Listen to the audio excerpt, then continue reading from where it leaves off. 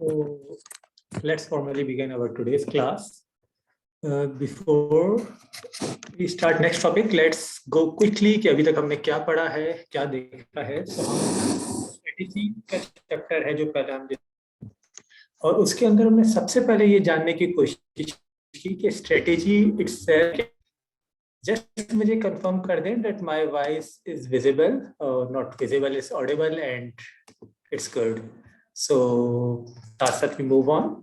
तो हमने ये जानने की कोशिश की कि स्ट्रेटेजी क्या है और उसमें हमने ये देखा, थैंक यू वेरी मच, कि स्ट्रेटेजी ये है कि हम लॉन्ग टर्म लेवल के ऊपर लंबे अरसे के लिए ये प्लान करते हैं कि ऑर्गेनाइजेशन को हमें कहाँ पहुंचाना है, किस तरह से लेके जाना है, उससे हम प्लान आउट करते हैं। उसके बाद हमने फिर उसके अंदर डिफरेंट बातें देखी, जैसा कि हमने उसके अंदर ये देखा किस्म की स्ट्रेटेजी होती है, कॉर्पोरेट लेवल स्ट्रेटेजी होती है, बिजनेस लेवल होती है, फंक्शनल लेवल होती है। कॉर्पोरेट लेवल में हमने ये जाना कि यार अगर एक इंटरप्राइज है, कोई कॉर्पोरेशन है जिसके अंदर बहुत सारे बिजनेसेस हैं, फॉर एग्जांपल हमने बहुत सारे एग्जांपल देखे, जैसे कि उसकी अगर सीमेंट मैन्युफैक्चरिंग, टेक्सटाइल भी है, पावर भी है, शॉपिंग मॉल भी है लकी सीमेंट के एग्जाम्पल में, तो वो किस कॉर्पोरेट लेवल स्ट्रेटेजी बनाएगा जो कि उन सब बिजनेसेस को डिफाइन कर रही होंगी। वो फिर सब बिजनेस लेवल स्ट्रेटेजी बनाएगा जो कि होगी, फॉर एग्जांपल लकी सीमेंट की अलग होगी, यूनिस ब्रदर्स यूनिस टेक्सटाइल की अलग होगी, लकी वन मॉल है फॉर डेट में तब हार्ट की अलग होगी। That business strategy can be different for each business. उसके बाद हमने ये देखा कि बिजनेस स्ट्रेटेजी की भी सब स्ट्रेटेजी है विच इज फंक्शनल स्ट्रेटेजी, जो कि डिफरेंट एरिया होगी। जैसे कि अगर मैं सीमेंट प्लांट कहूँगा तो प्लांट की फंक्शनल स्ट्रेटेजी हो सकती है कि हमें कोई एक्सीडेंट नहीं होना चाहिए, वहां पे हमें मैक्सिमम प्रोडक्शन करनी है, हमें बेस्ट क्वालिटी प्रोडक्ट देनी है। जो फाइनेंस होगा फॉर एग्जांपल उनकी ये स्ट्रेटेजी हो सकती है या उनके फंक्शनल के गोल्स हो सकते हैं कि उन्हें फाइनेंसिंग अवेलेबल रखनी है, उनके पास जो एक्स्ट्रा कैश है उसको मैक्सिमम बेहतर तौर पे इन्वेस्ट करना है, उन्हें रिपोर्टिंग एनालिसिस डाटा इस तरह से रखना है जिसकी बेसिस के ऊपर बेस्ट डिसीजन मेकिंग हो सके, वो corporate and regulatory compliance fulfil कर सकें। इसी तरह हर बिजनेस पार्ट की अलग अलग आपकी स्ट्रेटेजी हो सकती है। सप्लाई जो भी रॉ मटेरियल चाहिए अवेलेबल हो। But the important thing, the best thing which we studied about all these things was कि हर strategy should finally help to achieve the corporate level strategy. हमने triangle भी देखा था कि टॉप पे corporate है, then आया business and then आया functional, that they should be supporting the corporate level strategy. उसके बाद हमने बात की ऑर्गेनाइजेशन के अंदर पोजीशनिंग की। ऑर्गेनाइजेशन जब भी जाती है किसी बिजनेस में तो अपने आप को देखती है कि मैं कहाँ पे मौजूद हूँ, मेरे कंपिटिटर्स कौन है, मेरे पास फाइनेंसिंग क्या अवेलेबल है, मेरे लॉन्ग टर्म गोल्स क्या हैं, उस लेवल अचीव कर सकती हूँ या नहीं कर सकती, how do I see all these things. वहां पे हमने बात की थी स्ट्रेटेजिक चॉइसेस की। जब वो अपनी पोजीशन देखेगी कि मैं इस जगह पे मौजूद हूँ, for example at any organisation, तो वो डिसाइड करेगी मेरा। अगर हम लकी सीमेंट की भी अगेन फॉर एग्जांपल बात करें, क्योंकि इस वक्त it has been in the expansion mode, इसकी example Yunus project group that is Lucky Cement जिसकी मैं ले रहा होता हूँ, कि they had a surplus cash. अब सरप्लस कैश में उन्होंने अपने आप को जो पोजीशनिंग की होगी, उन्होंने देखा कि यार if you see their balance sheet from like 2017-18, they used to had around 25-30 billion cash in their balance sheet, which is usually one. Many of the small banks do not have such amount of cash which they used to have in their balance sheet. So they, जब उन्होंने अपनी positioning देखी तो उन्होंने फिर देखा कि इस वक्त we can invest in more businesses, and for that they decided कि हम किन businesses में invest करें। तो among other businesses they decided to invest in what, like Lucky Power 650 megawatt, $500 million. $500 million we are talking about somewhere 70-80 billion rupees. But the thing is कि जिसमें कुछ part equity का होता है, रिमेनिंग पार्ट आप bank से loan ले लेते हो, तो आपकी equity investment would be around 10-20 billion rupees. Then they also invested in Samsung, they invested in ICI में वो ऑलरेडी उस वक्त इन्वेस्ट कर चुके थे, किया मोटर्स में इन्वेस्ट किया, पेगुट में दे इन्वेस्ट कर रहे हैं, और इसी तरह से ही मल्टीपल जगहों पे वो फर्दर अपने आप को एक्सपेंशन कर रहे हैं, क्योंकि उन्होंने देखा कि हमारे पास स्ट्रेटेजिक पोजीशन ऐसी है कि हम इन्वेस्ट कर सकते हैं, हमारा एक नाम है, वी हैव द यहाँ पे पैसे हैं। उन्होंने चॉइसेस देखी कि कौन है उन बिजनेसेस में, उन्होंने ये डिसाइड किया एंड उस चॉइसेस के ऊपर वो चले गए। इसके बाद हमने देखा ऑर्गेनाइजेशन के अंदर कि how does mission, vision, goal, objective these all work. हमने उसमें बात की mission is something where organisation want to be today, कि हम ये होना चाहते हैं, हमारे ये ख्वाहिश है कि हम ये हो जाएं।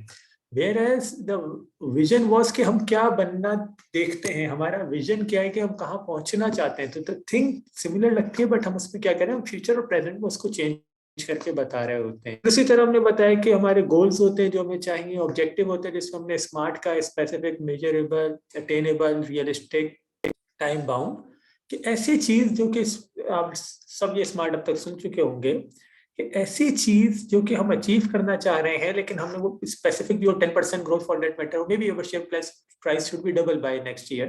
तो बाय नेक्स्ट ईयर से क्या हुआ, वो टाइम बाउंड भी हो गया, मैंने टाइम भी बता दिया, वो टाइम क्या है, अगले 5 साल का ऑब्जेक्टिव है तो 5 सालों में ये हो जाना चाहिए, वो रियलिस्टिक भी हो। आज मेरी कंपनी दुनिया में कहीं दिखती भी नहीं है और मैं कहूँ कि मैं दुनिया की सबसे बड़ी कंपनी हो जाऊंगा, until unless I have that opportunities मुझे दिख रही है जिससे हो सकता हूँ, सो वो रियलिस्टिक नहीं होगा। तो रियलिस्टिक एंड अटेनेबल जिसे वो कहता है, वो इसलिए जरूरी है कि वो चीज वाकई कर भी सकता हूँ। क्योंकि अगर मैं कह रहा हूँ, फॉर एग्जाम्पल मैं आज भी कह सकता हूँ कुछ भी बनना चाहता हूँ, बट मेरे लिए उसके ऊपर प्लान होना चाहिए पूरा, कि यार ये मैं स्टेप्स अचीव करूंगा तो मैं ये चीज अचीव कर लूंगा। फॉर एग्जाम्पल अगर हम पाकिस्तान में 2-3 साल पुरानी बात करते हैं तो शायद हमें यूनिकॉर्न कोई कंपनी दिखना, यूनिकॉर्न इज होती है जो $1 बिलियन अपनी वैल्यूएशन अचीव कर लेता है, seems to be impossible, but अगर हम अभी देखें तो even Airlift is said to be, they haven't announced yet, but said to be the unicorn in Pakistan, कि जो $1 बिलियन वैल्यूएशन अचीव कर लिया। If you see the history, they came just before COVID, so hardly उन्हें अभी 2 साल हुए होंगे। Within a span of 2 years, 4 founders started a company and they achieved this much। तो हाँ, शायद उस वक्त ये चीज आपको लगती है कि बहुत डिफिकल्ट है ये अचीव करना, but they might have those plans and they achieved it, and may be they want to become the largest company of Pakistan और for the world for that matter, but you need to have that plan in place for that. आज हम जो start करने जा रहे होंगे, that would be intended and emergent strategy, जो कि हमारा पार्ट 4 ऑफ फर्स्ट चैप्टर है। हम पहले 3 पार्ट इस फर्स्ट चैप्टर के कर चुके हैं। What I would want you, जिन लोगों के पास स्टडी टेक्स्ट है, they should keep that study text with them during the class. जिन लोगों के पास नहीं है, they can use the soft version of that. हम उससे रीड नहीं करेंगे, लेकिन हम उसको फॉलो कर रहे होंगे, तो it will be easier for you when I give you the example, when I tell you those stories, you can write on those study text, so that it will help you जब आप final revise कर रहे होंगे, revision कर रहे होंगे, final preparation कर रहे होंगे, so it will be much easier for you to actually memorise, याद करना कि उस वक्त हमने क्या बात की थी तो उसका क्या मतलब होगा। यहाँ तक हाल है, मुश्किल है, परेशानी है, so just let me know and let me take a glass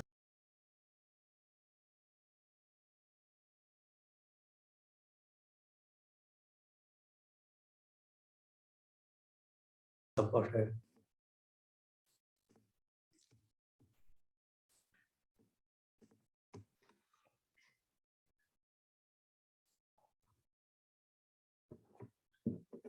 So, here we start the next part of our chapter, that is future basing. We are on page 18, जो कि फ्यूचर बेसिंग को बता रहा है। Future basin आपको किस तरह से कह रहा है कि हाउ डू वी डिसाइड कि हम किस तरह किसी भी ऑर्गेनाइजेशन में फ्यूचर बेसिंग करते हैं, जिसको कहते हैं relatively a new way, where आप ये डिसाइड करते हो कि मुझे कहाँ पहुंचना है फ्यूचर में। मैं सबसे पहले डिसाइड करता हूँ, जो कि if anyone of you have read 7 Habits of Highly Effective People by Stephen Covey, one of the most read book, अगर उसमें आप जिंदगी को देखो, जिंदगी को कैसे एक्सप्लेन करता है, तो जिंदगी को 7 हैबिट्स बताता है कि ये इंसान को हासिल करनी चाहिए। तो बड़ी मजे की वो चीज कहता है, that is begin with and in mind. And what is the end in mind? She says, imagine yourself in a coffin bed, कि आप मुर्दा हालत में एक कॉफिन बेड में मौजूद हैं और आप सोचें कि आप क्या अचीव करना चाहेंगे, क्या चाहेंगे कि लोग आपके बारे में बोल रहे हो। उस वक्त आप अचीव तो नहीं कर सकते, कुछ आपके बारे में क्या बोल रहे, how do they remember you, कि यार जी कैसा इंसान था, अच्छा इंसान था, बुरा इंसान था, सच्चा था, झूठा था। फ्रॉम डेट स्टार्ट थिंकिंग कि अगर आपको ये अचीव करना है तो at the time of your death और बिफोर डेथ आपको कहाँ होना चाहिए, आपके पास क्या लाइफ स्टाइल हो, आप कैसे रह रहे हो, क्या आपकी रूटीन हो, कैसी आपकी हेल्थ हो, कैसे चीजें हो, and then make plan backward. Because how do we do, most of us, or even when I was at your point in time as well, हम इस तरह प्लान कर रहे होते हैं कि यार एक साल में मैं अगले ये अचीव कर लूंगा, अगले 5 साल में मैं ये कर लूंगा, 10 साल में ये कर लूंगा, 20 साल में ये कर लूंगा। इससे मैं अचीव क्या करता हूँ? इससे मैं एक्चुअली वो अचीव करता हूँ जो मुझे लगता है मुझे हालात ले जाएंगे जहाँ पे मैं ये देखता हूँ कि यार अगर मैं 1 साल में ये कर लूंगा तो मैं 5 साल में ये कर सकता हूँ, तो मैं 10 साल में ये कर सकता हूँ। तो मैं आई एम नॉट अचीविंग जो मैं अचीव करना चाहता हूँ, रादर आई एम अचीविंग जो मुझे लगता है जहाँ हालात मुझे ले जाएंगे। The other strategy is that I start this way कि at the age of 60 I want to achieve these fact, these and these things.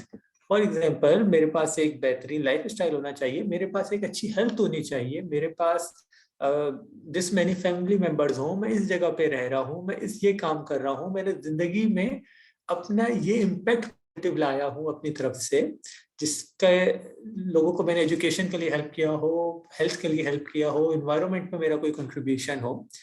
When I see this way कि अगर मुझे 60 ईयर पे ये चाहिए तो आई कैन प्लान आउट यार अगर 60 पे मुझे ये चाहिए तो at least by the age of 50 I should have achieved these things. By the age of 50 मैं किसी अच्छी पोजीशन पे जॉब कर रहा हूँ, या मेरा एक अच्छा बिजनेस हो, इन्वेस्टमेंट इतनी हो चुकी हो जो कि ऑटोमेटिकली फंड्स जनरेट कर रही हो, जिससे मेरी जिंदगी पे मुझे अर्निंग की उस वक्त ज्यादा टेंशन ना हो, मेरे पास एक अच्छी हेल्थ हो, जिसके लिए हेल्थ के लिए मुझे उस वक्त तक एक्सरसाइज करना अपने आप को, क्योंकि everyone want to be healthy, but if you ask who want to do exercise, तो मैं वो एक्सरसाइज वाला पार्ट करता हूँ।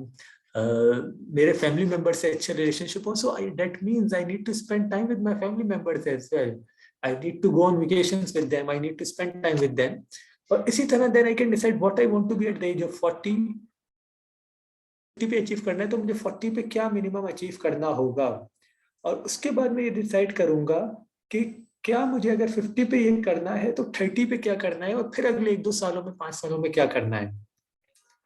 What's the difference between these two approaches? In first approach जो मैंने कहा वो बन जाओगे जो आपको वक्त या हालात लेके जा रहा होगा, but you start when reverse, तो आप एटलीस्ट आपको पता होगा कि मुझे हासिल करना है जो मैं बनना चाहता हूँ। हो सकता है अब दोनों को 100% अचीव ना कर सको, चाहे आप इस स्ट्रेटेजी से आ रहे हो या इस स्ट्रेटेजी से जा रहे हो, but the difference between these two are what we say, like Chinese proverb है कि if you are shooting someone aim for the button you will end up on the body, कि अगर आप बटन पे मारने की कोशिश करो तो एटलीस्ट आप बॉडी पे मार लोगे, but if you try to hit the body you may be you will probably miss it. और फॉर एग्जांपल हम यूजुअली एक और प्रोवर्ब यूज हो रहा होता है, that is aim for the sun, you will maybe you will end up on, but अगर आप मून पे ही एम कर रहे होगे तो शायद आप वहां भी नहीं पहुंच सकोगे। सो इस पूरी एग्जाम्पल का हमारे इस चीज से जब हम कह रहे हैं फ्यूचर बेसिंग में, तो ऑर्गेनाइजेशन में कहाँ आता है जहां पे आप देखते हो कि यार एक मेरा है, ये मेरा विजन है, ये मुझे अचीव करना है, इसको अचीव करने के लिए मैं किस तरह अचीव कर सकता हूँ। वो कहते हैं कि 3 फेजेस में आप देखोगे कि क्या सबसे पहली चीज होगी विजन क्या है जो आप अचीव करना चाहते हो। सबसे पहले जो हमने इंसान के लिए बात की, तो हमने इंसान कहाँ पहुंचना चाहता है, तो अगर हम ऑर्गेनाइजेशन की बात करेंगे तो ऑर्गेनाइजेशन का विजन क्या है, we can say in next 20 years we want to be the largest automobile manufacturing company. तो हमारे पास क्या होगा, जब हमें पता होगा 20 सालों में ये करना है, तो 10 सालों में 15 सालों में क्या चीज जरूरी है, 10 में क्या है, 5 में क्या है, और अभी 3 सालों में क्या है, कितनी मुझे इन्वेस्टमेंट चाहिए, कितनी मुझे R&D पे खर्च करना है।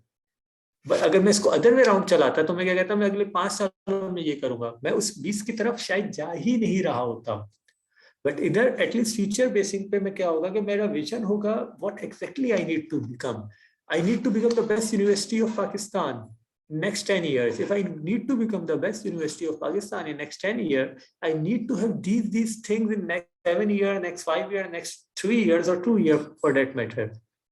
For example, recently whenever I came to campus, I was pleasantly surprised the way ARTT has invested in like table tennis or all those areas, TV, basketball का separate छोटा सा ऐसा इवन तो ठीक है, that's not a complete ground, but what they are giving, they are trying to give the lifestyle of university to the student. Maybe I am not exactly sure about the vision at this point in time, but maybe the vision is that we want to become the best educational institute of Pakistan or of the region. Why only Pakistan? So you start working for that gradually. जब आपको last पता होगा, it's easier for you to achieve that. तो आपने सबसे पहले set करना जरूरी है कि आप क्या बनना चाहते हैं, ये ऑर्गेनाइजेशन के लिए भी बहुत जरूरी है, and I emphasise on this point a lot because this is really close to my heart as well. ये अपने लिए भी बहुत जरूरी है। सोचें कि जिंदगी में क्या बनना चाहते हैं। माशाल्लाह से अब आप लोग सब सीए फाइनल में आ चुके हैं, इंशाल्लाह सीए क्वालिफाई भी कर लेंगे। तो उस जगह पे ये सोचना बहुत जरूरी है कि यार मुझे जिंदगी में क्या बनना है। ठीक है, my short term goal is to pass the CA, but honestly once you pass you get to know this is just the beginning of new life. और वहां से आप पूरी आगे लाइफ लेके चल रहे हो ना, तो आप इस पे सोचे जरूर that what I want to be in my life, और मैं क्या उससे अचीव कर रहा हूँ। मैं हेल्दी रहना चाहता हूँ एट द एज ऑफ 60, मैं उस हेल्दी रहने के लिए आज क्या कर रहा हूँ।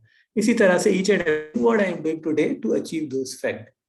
द सेकंड थिंग इज कि आप ये सोचें कि मैंने पास्ट में जो भी काम किए, ऑर्गेनाइजेशन की अगर हम बात करते हैं, इंडिविजुअल की भी, वो कौन से काम है विच हैव नॉट वर्कड और विच हैव वर्कड। तो मैं उससे एनालाइज करूं अपने पास्ट को, कि देखते हुए कि यार मैंने ये डिसीजन लिए थे पास्ट में, हमने यहाँ पे इन्वेस्टमेंट की थी, हमने यहाँ पे इन्वेस्टमेंट नहीं की थी, और वो किस तरह से सही हो या नहीं, और वो हमें किस तरह से फ्यूचर में हेल्प करेंगे। तो इस तरह से आपको क्या होगा, it will help you to decide what you need to do in future. The third point would be the realistic check that how you are in future. तो हमने विजन डिसाइड किया, हमने देखा कि पास्ट में हमने क्या चीजें की थी, वो हमें किस हद तक हमारे लिए हेल्पफुल हो सकती हैं या डिफिकल्ट हो सकती हैं। And then came the third thing where we said कि अब वो रियलिटी चेक में क्या हमें लगता है कि ये हम अचीव कर सकेंगे या नहीं, क्या हमें चैलेंजेस लगते हैं, हमें क्या स्टेप्स लेने की जरूरत है in order to actually get those vision. तो मैंने विजन डिसाइड किया, और अब उसकी बेसिस के ऊपर मैं स्टेप्स डिसाइड कर रहा हूँ अपने पास्ट को देखते हुए कि मैं उसको किस तरह से अचीव करूंगा। विजन को थोड़ा सा आगे इसने और एक्सप्लेन किया, विजन को ऑलरेडी काफी बात कर चुके हैं पीछे भी, तो इस पे we won't spend much time, we will simply say कि जो आप फ्यूचर में अचीव करना चाहते हैं, जो आपके लिए सक्सेस है, the thing which you is, and for do you want to achieve success, आप में से सब कामयाब होना चाहते हैं। If you ask who wants to be successful, every one of us would like to be successful, but here I would like to spend some time on success. What is success? Because success may be different for everyone. So I just saw a raise hand. If you want to ask something, just write it down, or if you can unmute your mic, you can use that as well. But we will move forward. Yes. So success की जब हम बात कर रहे हैं, just think for a moment, for a couple of seconds, and even those who watch it on recorded video, what do you think is success for you? All right, no problem. It was by mistake. So इससे सोचिए अपनी जिंदगी में कि आपके लिए success क्या है. Just think it for next 30 seconds.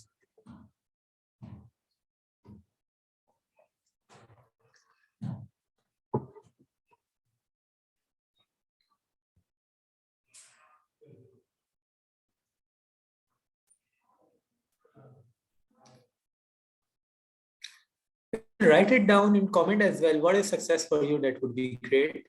It can be like to become healthy. It can be like to become the wealthiest person. It can be like to become chartered accountant. It can be like to become the CEO, CFO, or any other position, or whatever you think. It can be like to get success in Akhirah. So it can be anything. This is for you. Write it down in chat box.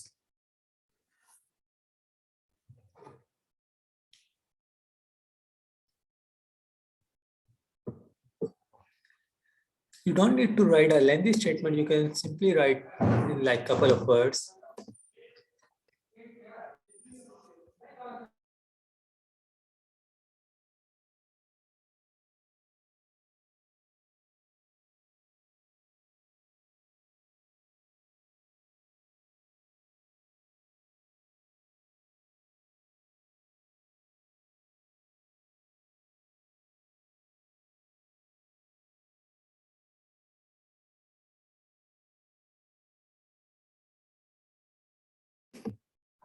To pass the trial in this world and in hereafter. So that's a very wonderful definition.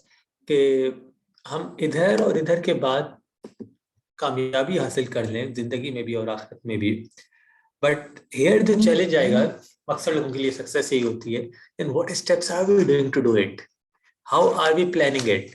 And अगर हम इस पे नहीं सोच रहे हैं तो जरूर सोचना what are you doing today which is helping you to achieve your success, and what are those things which you think are either the hurdle in achieving that success or are not helping you in achieving that success. तो अगर जो चीजें आपको लगता है कि आप कर रहे हैं और आपको हेल्प करेंगी उन्हें करें, जो आपको लगता है कि आपको करने की जरूरत है start think about that and start doing that. But जो चीजें आपको लगता है हर्डल है इन योर सक्सेस,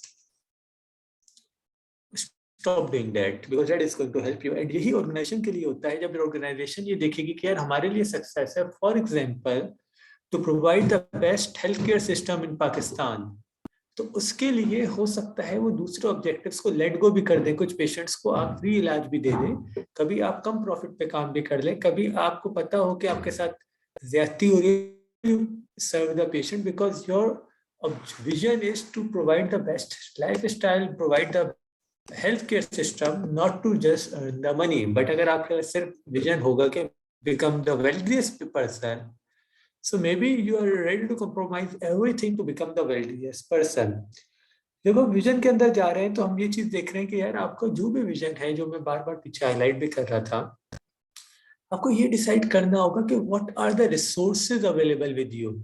आपके अपने पास क्या पैसे, आपके पास अपने पास पैसे नहीं है, आप किन बैंक से या कौन फाइनेंशियल से आप लोन ले सकते हैं, आपको लगता है आपको वो नहीं देंगे या आपको बेहतर ऑप्शन नहीं, who can be your equity partners, who can be your angel investor, your seed funding what we say in startups. तो वो कौन लोग हैं जहां से आपको ये पैसे मिल सकते हैं। that staff development, people are the plan, you are going to develop your staff who is going to help you to achieve that objective जो आप achieve करना चाह रहे हैं। So all you need planning while you're doing this, collaborations, for example आपको ये आपका objective है या आप अकेले अचीव नहीं कर पाएंगे, so you can organize, so with whom are you going to collaborate। For example airlines हैं होटल इंडस्ट्री के साथ कोलैबोरेशंस कर लेती हैं because that's the best match. जो बंदा ट्रैवल करके जा रहा है उसे कहीं होटल में भी रुकना, और जो होटल में रुकना है बिकॉज अगर उसको शहर में घर होगा तो मोस्ट प्रोबेबली वो होटल में नहीं रुक रहा होगा। So when they give packages like that, that if you are traveling with this airline and you stay here, you get discount in this way, this help both of them। The other thing can be, for example, government private partnership. थर में हमारे पास कोल था, बेतहाशा कोल था। कोल किसका था? Government का था। गवर्नमेंट के पास वो कैपेसिटी नहीं थी कि उस कोल को वो निकाले उस तरह से और उससे पावर प्लांट लगा के पावर प्लांट चलाए।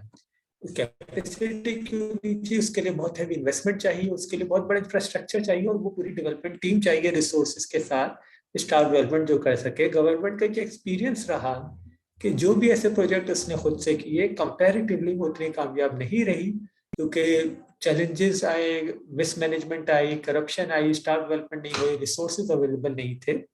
They did collaboration with private investors. Private investors like China was part of that, Agro was part of that, Hapco was part of that, House of Habib.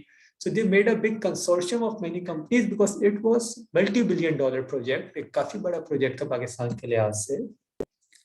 What they saw कि they cannot do it themselves, they invited the investors। एक कंपनी बनाई जिसका नाम रखा उन्होंने Sindh agro coal mining company उन्होंने बनाई।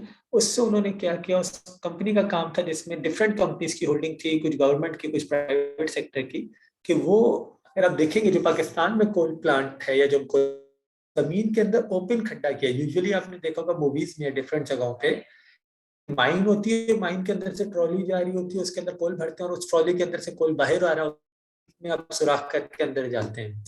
If you see at the pit Pakistan have did that is called open pit। तो ओपन पिट का मतलब क्या है कि उधर कोई माइन नहीं है एक्चुअली, उन्होंने एक बहुत बड़ा खड्डा किया है जमीन के अंदर।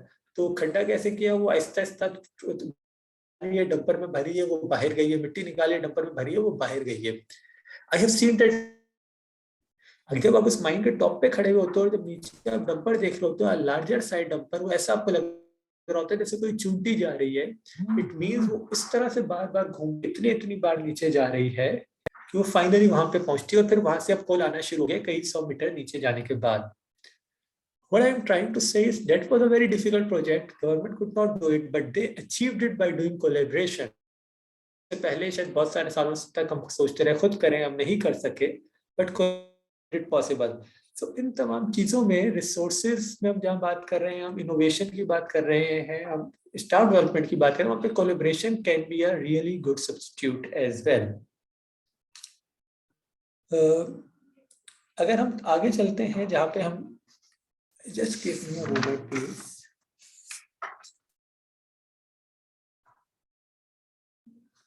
ऑलराइट, सो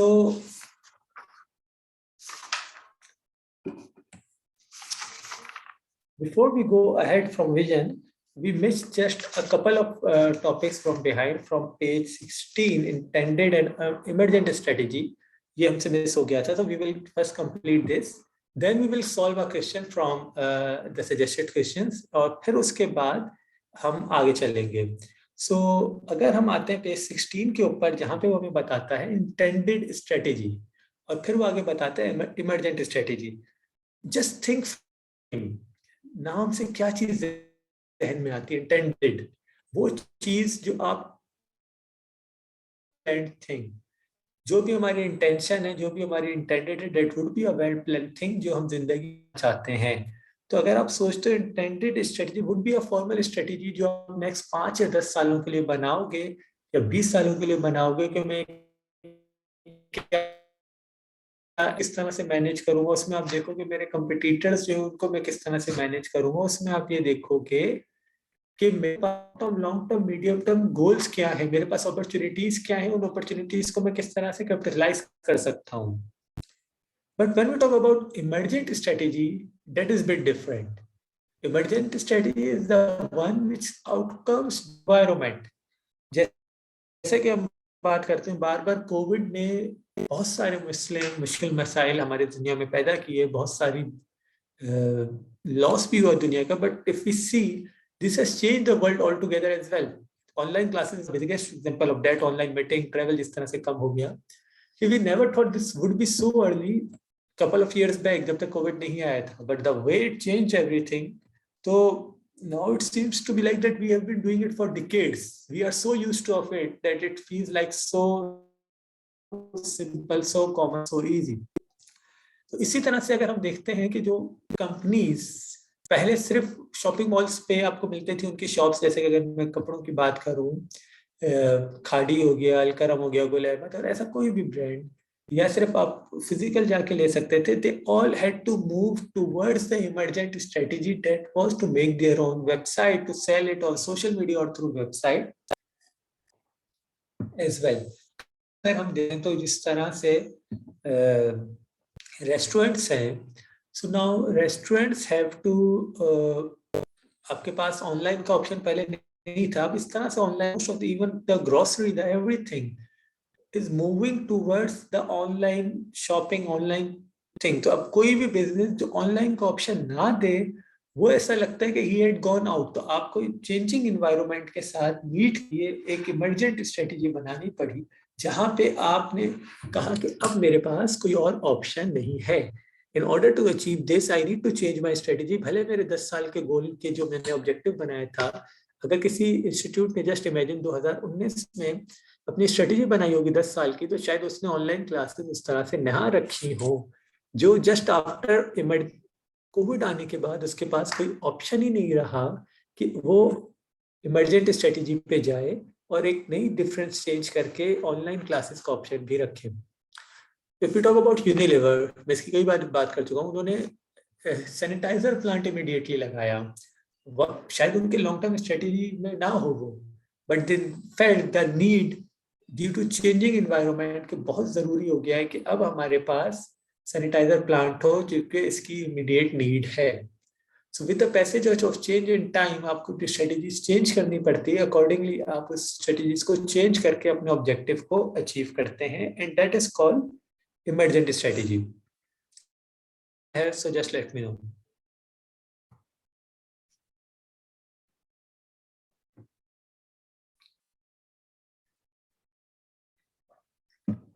यहाँ पे नेक्स्ट कॉन्सेप्ट आता है, and that next concept is strategic intent.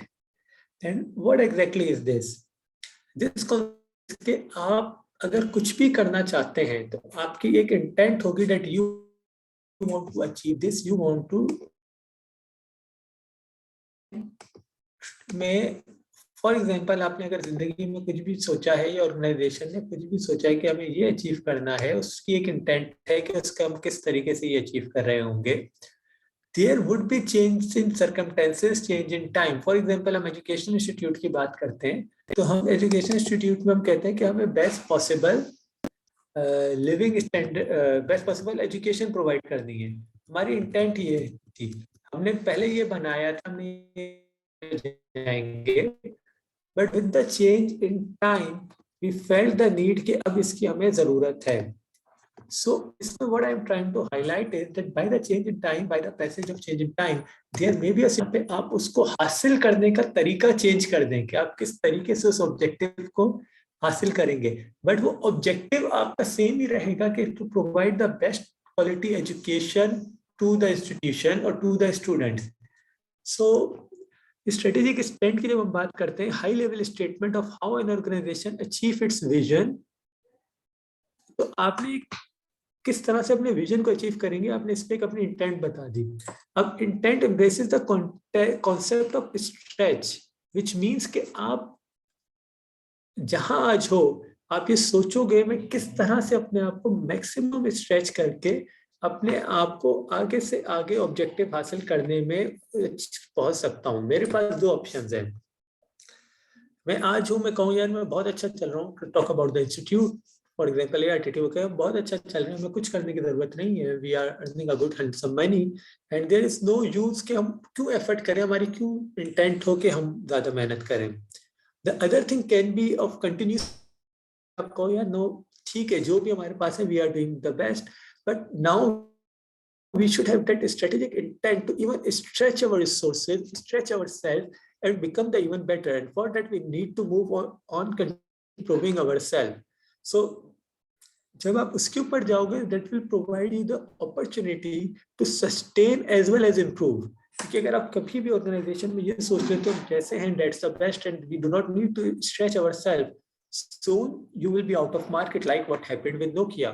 Nokia को अगर हम 10 साल पहले जाते हैं, they used to be the best, they were not worried about anything, like phone used to be Nokia or for that matter BlackBerry as well at one point in time। But अब ये दोनों नाम शायद अगर हम phone खरीदने जा रहे होते हैं तो हमारी फर्स्ट चॉइस में नहीं होते या सोच भी नहीं रहे होते। The reason is may B they thought the way they are the best, but they were not and they could not sustain in this way. अगर हम थोड़ा सा आगे जाते हैं तो आप जिंदगी में सोचें कि क्या आपके जहन में आता है कि आमतौर पे स्ट्रेटेजी जो है वो इमरजेंट होती होगी या इंटेंडेड होती होगी? Well I would say it's usually the mix of both. ऐसा नहीं होगा कि सिर्फ इंटेंडेड हो, ऐसा नहीं होगा कि सिर्फ इमरजेंट हो, it will be a mixture of both. And why I am saying so, because देखिए आप पहले तो बनाएंगे इंटेंडेड स्ट्रेटेजी, मैं ये अचीव करना चाहता हूँ, मेरे ये टारगेट है, this is the way I am going to achieve it. But with the intended strategy आपके साथ डिफिकल्ट सिचुएशंस आएंगी जहां पे आपको लगेगा you need to change your strategy, and that's where your strategic intent would remain same. आपका वो intent रहेगा कि मुझे बेस्ट हेल्थ केयर देनी है, best education, best living standard देना है for a construction manufacturing company. But जो आपका चेंज हो जाएगा वो होगा आपका वे टू अचीव दैट, आपकी strategy to achieve that would change. और इमरजेंट में आने में हो सकता है कि फॉर एग्जांपल आप चेंज ऑल टुगेदर, वहां पे आपको बहुत सारे डिफरेंट प्रोटोकॉल्स लाने पड़े, ट्रेवलिंग गई।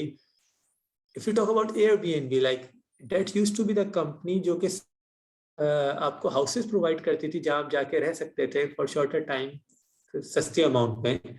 बट उन्होंने एक्सपीरियंस स्टार्ट कर दिया जब फर्स्ट टाइम ये कोविड आया। I remember its founders statement, it took us 12 years to develop this company and it took only 12 weeks for it to be at nowhere. क्योंकि जब शुरू में नया नया कोविड आया, इट वाज लाइक पता नहीं अब एयरबीएनबी कभी चल भी सकेगा या नहीं। लोगों ने अपनी प्रॉपर्टी में होस्ट करना भी बंद कर दिया और लोगों ने ट्रैवल करना भी बंद कर दिया। उन्होंने कुछ चीजें की जिसमें से उन्होंने लिस्टिंग की और बहुत उनकी कामयाब लिस्टिंग रही जिससे मार्केट वैल्यूएशन बहुत बढ़ी। एक और चीज भी स्टार्ट की, उन्होंने एक्सपीरियंसेस स्टार्ट किए। उन्होंने कहा virtual experience, if you are good at something, good at singing piano, good at doing some art, anything, you so you can register yourself on that experience. The people can see your profile, people can see what you are doing, and then they can see you virtually as well. So instead of just property, they changed the strategy of providing the virtual experience as well, and that was something which helped them to sustain. और अब इस वक्त क्योंकि travel and almost everything has restarted, तो वहां के ऊपर हमारे पास मौजूद हैं दोनों चीजों में, और कंपनी है सस्टेन्ड। यहाँ पे एक नेक्स्ट चीज आती है, दैट इज इनफोर्स चॉइसेस। कई बार क्या होता है कि आप स्ट्रेटेजी कुछ बनाते हैं, बट जो आपके स्टेक होल्डर हैं, that stake holder can be your share holders, that can be your regulator, that can be anyone else as well, your customer, और सब वो आपको फोर्स करते हैं आपकी स्ट्रेटेजी चेंज करने पे। फॉर एग्जाम्पल, अगर हम बात करते हैं कि अगर आपकी स्ट्रेटेजी थी कि आपको रीइन्वेस्ट करना था और रीइन्वेस्ट करके एक्सपेंशन करनी थी, but now being the owner of the company are asking you to pay dividend, और जब आप डिविडेंड पे करेंगे तो डेफिनेटली आप रीइन्वेस्ट नहीं कर सकते। So this is the way of strategy, जहां पे आपकी स्ट्रेटेजी आपके स्टेक होल्डर से कन्फ्लिक्टिंग हो जाएगी, and may be you need to change your strategic style. But this also shows your weakness कि आपने ऐसी सिचुएशन क्यों आने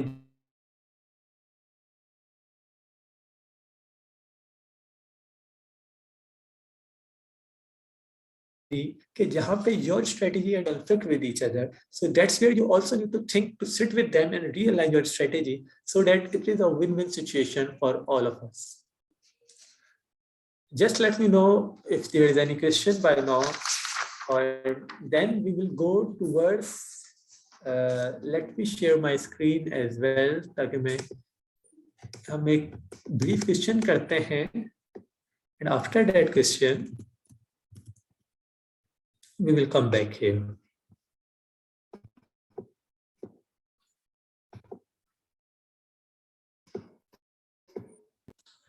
So please confirm if you can see my screen.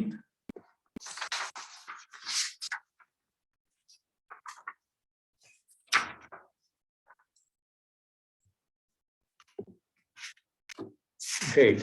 So हम क्वेश्चन नंबर 1.1 जो लिखा हुआ है हम इसके ऊपर आते हैं। BEST Limited has been incorporated recently with the objective of establishing the business of manufacturing and marketing of fast mover consumer goods. वो क्या कह रहा है कि बेस्ट लिमिटेड दुनिया की बेहतरीन कंपनी जिसने अपना नाम रख दिया है, वो बनाई गई है बहुत रिसेंटली, जल्द ही बनाई गई है, कुछ अर्सा पहले बनी है, जिसका ऑब्जेक्टिव है, ऑब्जेक्टिव, फोकस ऑन ऑब्जेक्टिव, कि establishing the business of manufacturing and marketing of fast moving consumer goods। वो कुछ establish भी कर मैन्युफैक्चर करेगा और उसके बाद उसे बेचेगा भी, मार्केट भी करेगा, किसको? FMCG, fast moving consumer good, जो आमतौर पे मेरे घर में यूज हो रहे होते हैं।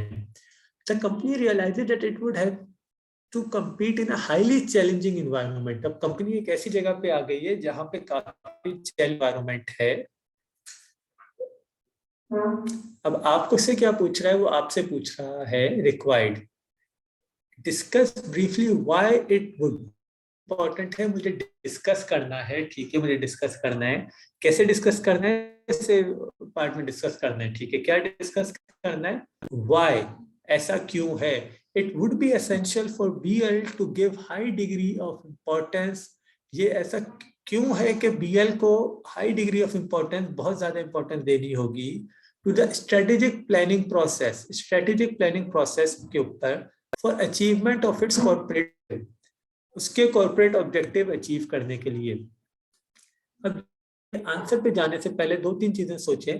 पहली चीज के कॉर्पोरेट ऑब्जेक्टिव्स क्या थे? कॉर्पोरेट ऑब्जेक्टिव वो थे कि जो कि कंपनी हासिल करना चाहती है। कंपनी हासिल क्या करना चाहती है? कंपनी चाहती है कि बिजनेस बने manufacturing and marketing of its fast moving consumer, ठीक है। उसने इस जगह पे हमें ऑब्जेक्टिव ये दिया है कि वो इस चीज को चाहती है और वहां पे बहुत चैलेंजिंग एनवायरनमेंट है। अब उसने दो तीन हिंट दिए आपको सवाल में कि एक चैलेंजिंग एनवायरनमेंट है, टफ एनवायरनमेंट है, ऑन योर टोज, और उसने आपसे पूछा है कि ये क्यों, उसने आपको बता दिया कि ये स्ट्रेटेजिक प्लानिंग प्रोसेस जो है बहुत इंपॉर्टेंट है, वो आपसे पूछ रहा है क्यों इंपॉर्टेंट है. Just think for next 1 minute what does comes to your mind and discuss the answer.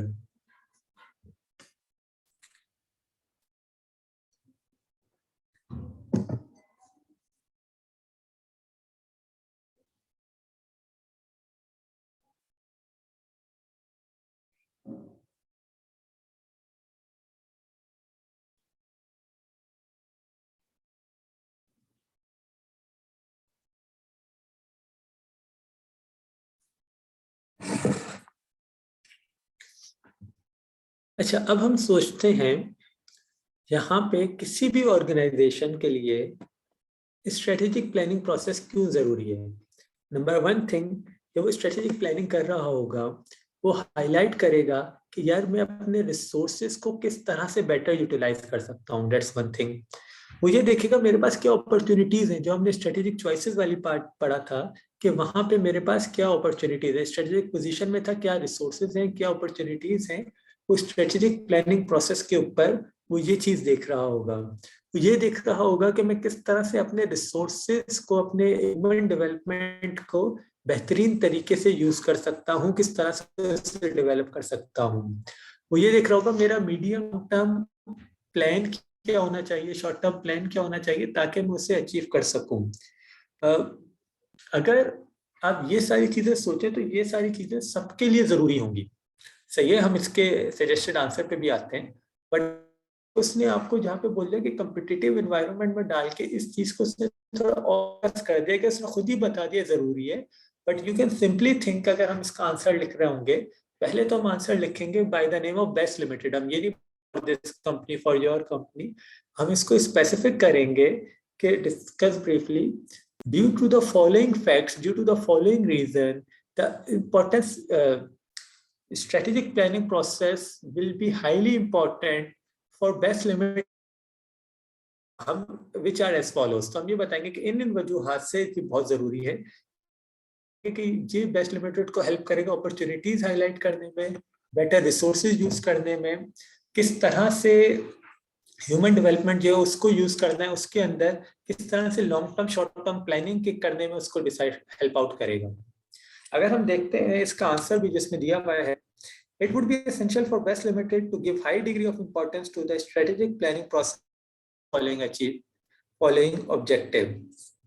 अब वहां पे वो वही बात कर रहे हैं, to prioritize and grasp the opportunities for achieving its objective, identify business risk. Business risk is something कि वो हमेशा आपके planning process, strategic planning process कर रहे होंगे, तो वो कौन से रिस्क हैं जो कि आपके बिजनेस को फेल कर सकते हैं. If anyone of you doesn't know what business risk is by now, तो आपने ऑडिट रिस्क, ऑडिट में लाजमी पढ़ चुके होंगे कि ऑडिट वो है, रिस्क वो होता है जिसकी वजह से हम ऑडिट ओपिनियन सही ना दें. And business risk is something जिसकी वजह से बिजनेस फेल हो सकता है. वो कौन से ऐसे रिस्क हैं जिसकी वजह से मेरा बिजनेस ही नाकाम हो जाए, जब मैं स्ट्रेटेजिक प्रोसेस कर रहा हूँ, I will highlight that as well. एक framework of coordination corporate at functional level, जो कि हमने बात की थी कि यार, और ऑब्जेक्टिव के ऊपर हमने corporate level, business level and functional level, तो मैं किस तरह से फंक्शनल लेवल पे आपस में कोऑर्डिनेशन और फ्रेमवर्क कराऊंगा जो कि मेरे बिजनेस और स्ट्रेटेजिक ऑब्जेक्टिव्स को हेल्प करने में मदद करेगा. Then it says कि how I am going to use my resources, financial, human resource and other resources, and then it will allow me to align my short term and long term strategy. मैं उन तीनों चीजों को आपस में किस तरह से अलाइन करूं. हम यहाँ पे आते हैं दूसरे क्वेश्चन के ऊपर, which is explain briefly what understand by the term emergent strategy. Give examples of 4 situations in which an organization may consider adopting an emergent strategy. So I again just want you to think about emergent strategy. हमने recently अभी बिल्कुल पढ़ा है ये, तो अब कोई भी ऐसी 4 सिचुएशन, हमने आई थिंक 4 से ज्यादा ही सिचुएशन ऑलरेडी डिस्कस हैं. You can write in comment as well what any situation or what does come to your mind understand by the term emergent strategy.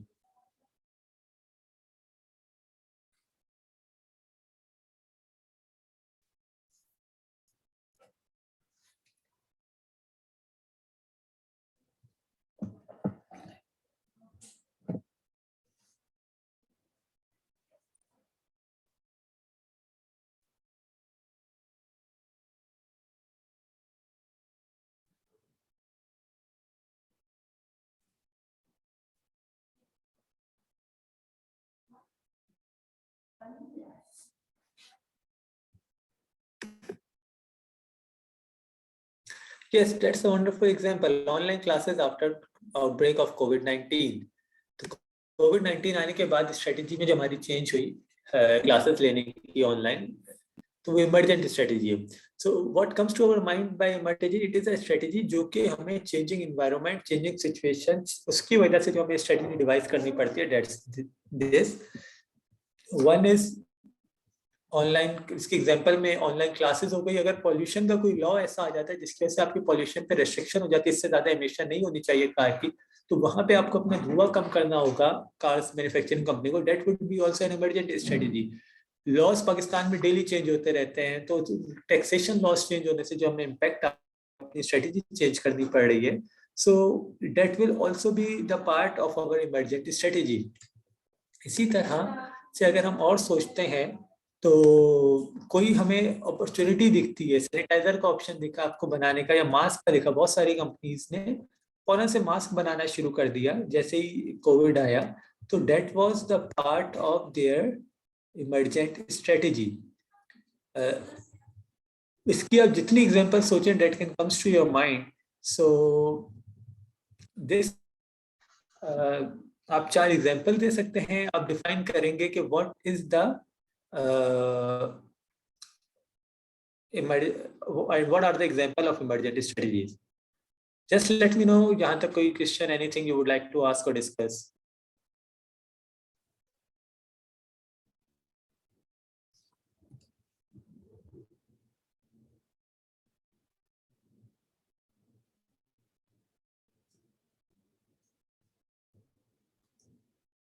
All right, so we come back to जहाँ पे हम future basin की बात कर रहे थे. Future basin में हमने बात की थी 3 चीजों की. पहले हमने कहा था कि हम विजन बनाएंगे. विजन बनाने के बाद हमने कि हम एक्चुअली पहुंचना कहाँ पे चाहते हैं, हम कहाँ अपने आप को देखना चाहते हैं. That would be our vision.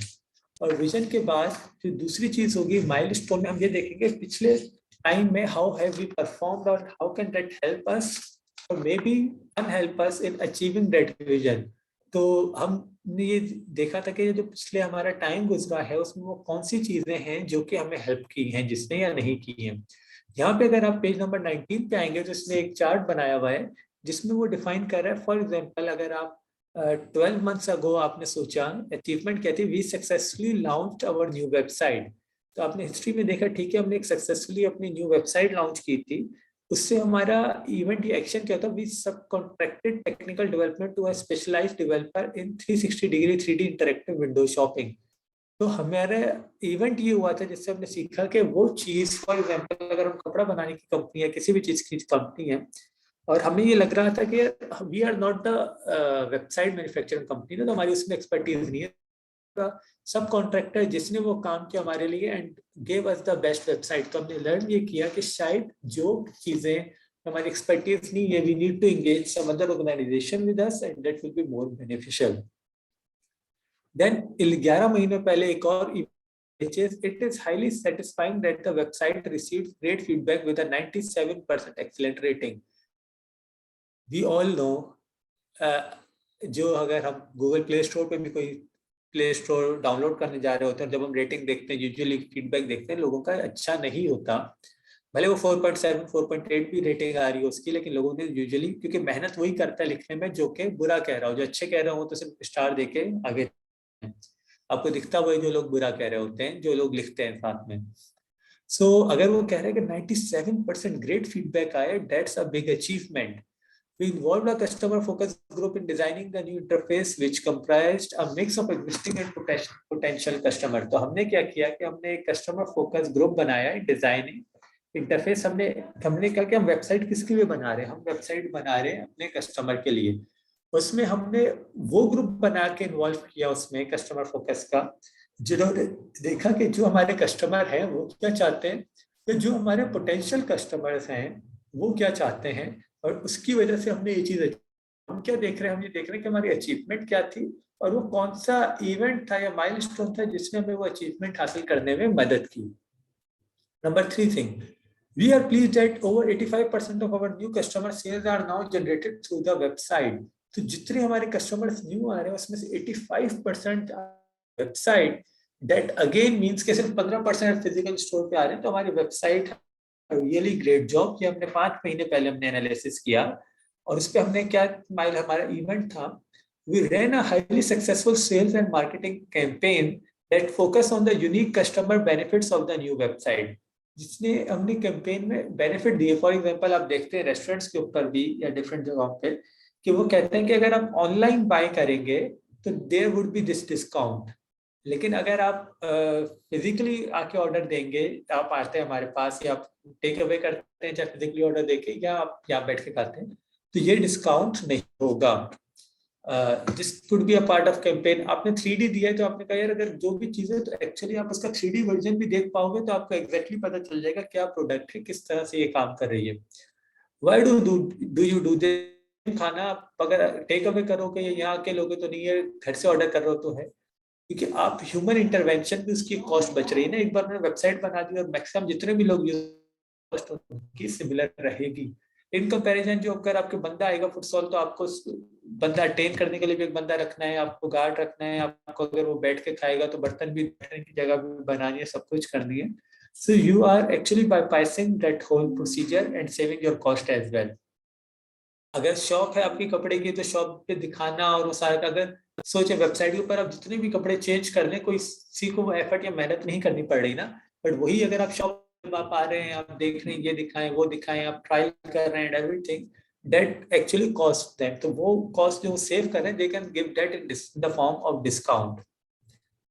The next thing which they saw, the new website was launched on time thanks to the great project management. अच्छा, तो हमेशा आईटी में आप ये देखते हो बहुत बड़ा चैलेंज होता है कि ऐसी कोई भी चीज टाइमली अचीव हो जाए. तो उसे कह रहे हैं कि हमने ऑन टाइम कर लिया था और thanks to the great project management team जिसने इसे ऑन टाइम किया. इवेंट कहता है we transferred our top project manager from the Lahore office to this, incentivized him and his team with substantial bonus. तो हमने ये किया, जो इवेंट था कि हमारे टॉप परफॉर्मर था प्रोजेक्ट टीम के अंदर, उसको हमने ट्रांसफर किया इस प्रोजेक्ट के लिए. और ना सिर्फ उसको हमने ट्रांसफर किया, हमने उसको सब्सटेंशियल बोनसेस के भी कहा कि if you achieve this within time you will get this substantial bonus so that they will put their best effort to achieve it.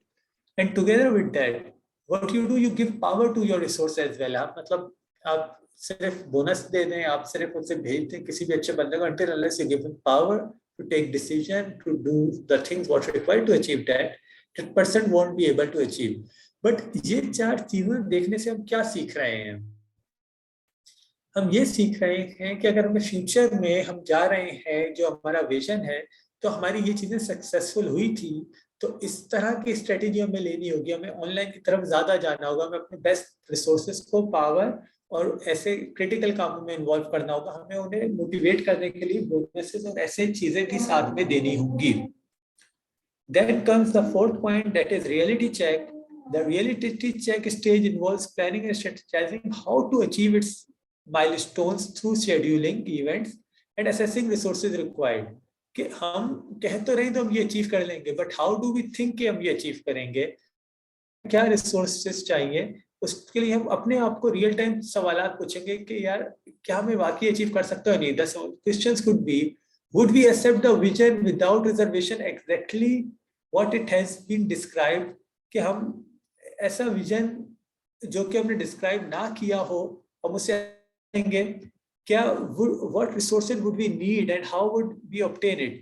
हमें से चाहिए फॉर एग्जांपल $1 million, तो हमें कितने पैसे चाहिए अचीव करना चाहते हैं? हम बैंक से लोन लेने जाएंगे तो क्या मॉर्गेज रख पाएंगे? हम क्या इन्वेस्टर्स चाहते हैं तो how will we pitch our investor, कि उनको हम किस तरह पिच करेंगे that they invest with us. What could prevent us realising the vision? वो कौन सी है जो हमें विजन हासिल करने से रोकेंगी, will prevent us from achieving our vision. We need for example, हम क्या हमारे पास फंडिंग ना हो, कैन स्टॉप अस, रेगुलेट हो जाए, can stop us. If you can remember, जब शुरू में करीम या उबर आए तो रेगुलेटरी लॉज भी आ रहे थे कि ये टैक्सी गलत है, ये सेफ नहीं है, सिक्योर नहीं है, इनको पकड़, डिफरेंट चीजें इस किस्म की हो रही थी. बट फाइनली दे सस्टेन्ड के in a greater benefit, but एक रेगुलेटरी चेंज आके भी आपके विजन को रोक सकता है.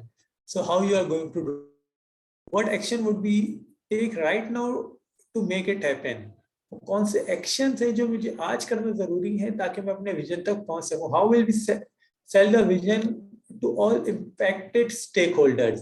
तो जो मेरे इन्वेस्टर्स हैं, जो मेरे सप्लायर्स हैं, कस्टमर है, how I am going to sell my vision to them. Let me give you example. For example, मैं पाकिस्तान में अगर मैं कोई कपड़ा मैन्युफैक्चरर कंपनी, पाकिस्तान में बायर यूजुअली इतना इससे फिक्र नहीं, मैं कपड़ा पहन रहा हूँ, क्या इसमें चाइल्ड लेबर तो इन्वॉल्व नहीं थी, क्या इसमें बिजली जो थी वो चोरी की थी या नहीं थी, क्या वर्कर को ओवर टाइम डबल मिल रहा है या नहीं मिल रहा, क्या ये गवर्नमेंट के पूरे टैक्सेस पे कर रहा है या नहीं कर रहा. Because we are at the moment in developing stage, may be over the time हमारे यूजर्स को भी इन बातों से फर्क पड़ेगा, क्या ये पॉल्यूशन तो नहीं कर रहा है जिस प्लांट में कपड़ा बनाया है. But if you go to west, वहां पे आपका जो स्टेक होल्डर है, वहां पे जो आपका बायर है, अगर उससे पता चले कि यार ये जो फुटबॉल बन के आई है सियालकोट से, ये जो कपड़ा बन के आया है, ये चाइल्ड लेबर ने बनाया है, तो आपसे खरीदना बन, उसके लिए वो चीज बहुत इंपॉर्टेंट है. उससे ये पता चले कि यार आप चोरी की बिजली यूज कर रहे हो या पॉल्यूशन कर रहे हो इन्वायरमेंट पे, वो आपसे खरीदना बंद कर देगा, आपको ब्लैक लिस्ट कर देगा. वो आपको एडिशनल कॉस्ट पे करने को तैयार है कि मुझे ये चीजें नहीं चाहिए. So he is ready to pay you additional cost for that. But for him, these things are very important. तो जो आपका विजन है, how much is that important for your stakeholder? For example, आप अगर पाकिस्तान में इसके ऊपर बहुत ज्यादा फोकस कर रहे हो कि पॉल्यूशन नहीं होगी, ये चीजें नहीं होगी, शायद आप इन्वेस्टर या यहाँ के स्टेक होल्डर्स को इस वक्त इतना फर्क नहीं पड़ रहा होगा. अगर आप समझते हैं ये रियली इंपॉर्टेंट है, which it is, first of all आपको वो ओवरऑल एनवायरनमेंट क्रिएट करना होगा, या वो पीपल ढूंढने होंगे जिनके लिए इंपॉर्टेंट हो, जहाँ पे पाकिस्तान में हम सब इस चीज की इंपॉर्टेंस आना शुरू करें, ताकि हम इस चीज को अचीव कर सकें, हम इस चीज को हासिल कर सकें सबके लिए. अटिल लेस वी डू दैट, तो ये शायद हमारे रियलिटी चेक में अपना विजन सेल करना मुश्किल हो जाएगा.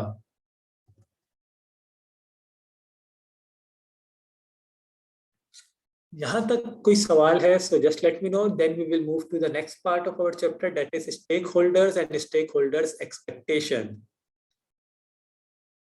So I will just pause for like 15 seconds.